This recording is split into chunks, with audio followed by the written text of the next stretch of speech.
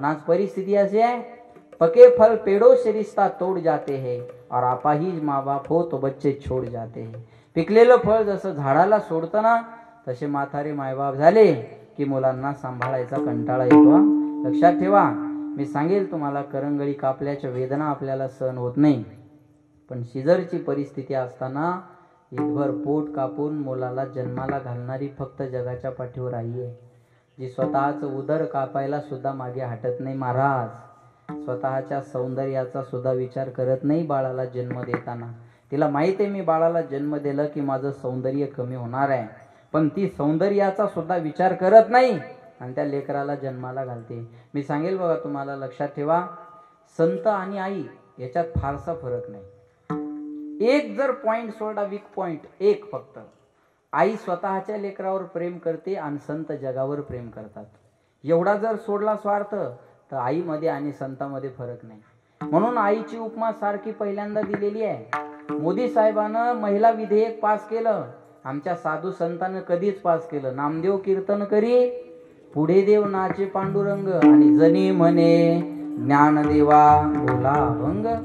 अरे ओम नमः पार्वती पते हर हर महादेव. सीता बोला सीता राम, राधे श्याम, लक्ष्मी नारायण. अगोदर सीता मग राम, अगोदर राधा मग श्याम, अगोदर लक्ष्मी मग नारायण, अगोदर पार्वती मग शंकर. धन्य माता बोला, मग पिता. पिता असल्यामुळे जरा मागे ठेवला, धन्य माता मग पिता. बरोबर आहे का नाही? कुळी कन्या मग पुत्र. प्राधान्य पहिलं स्त्रीला आहे ना. लक्षात ठेवा महाराज, या महिलांना 8 दिवसातून 4 उपवास असतात, पण शेवाळे बाबा यांनी धरलेला उपवास स्वतःसाठी कधीच नसतो. मुलासाठी, मुलीसाठी, नाही तर नवऱ्यासाठी यांनी धरलेला उपवास.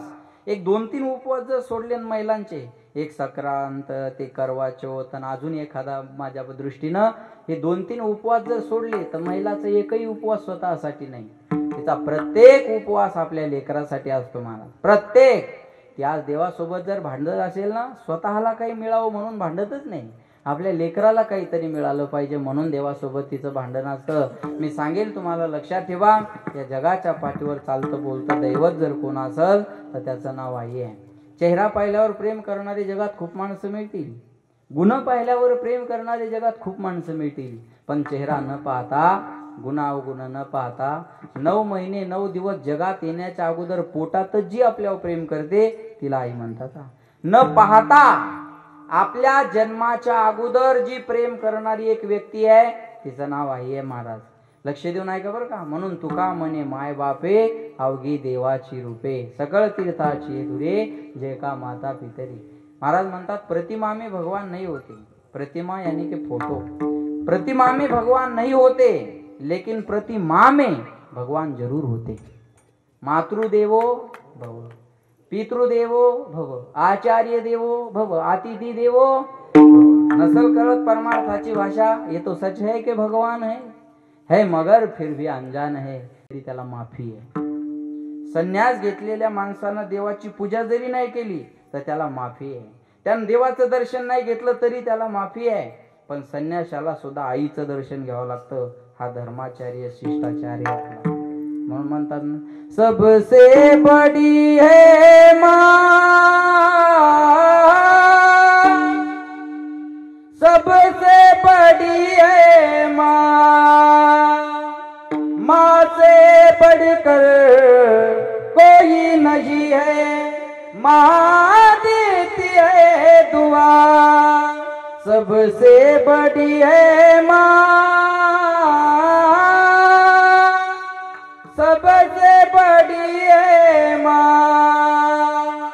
कौन भला दुनिया में माँ की जगह ले सका, कोई कह दे क्या होती है माँ, आखिर माँ होती है माँ. सबसे बड़ी है माँ, सबसे बड़ी है माँ. जगाच्या पाठीवर सर्वात मोठं प्रेमाचं पात्र आहे. महाराज गावात जरी असलो ना, मी आता कधी बी रात्री 2ला 3ला 4ला घरी जातो आणि दरवाजा वाजवतो. पहिलं दरवाजा उघडल्यावर पाहिल्याबरोबर आई असते, ज्याचा अर्थ बायको आगाऊ या नाही या.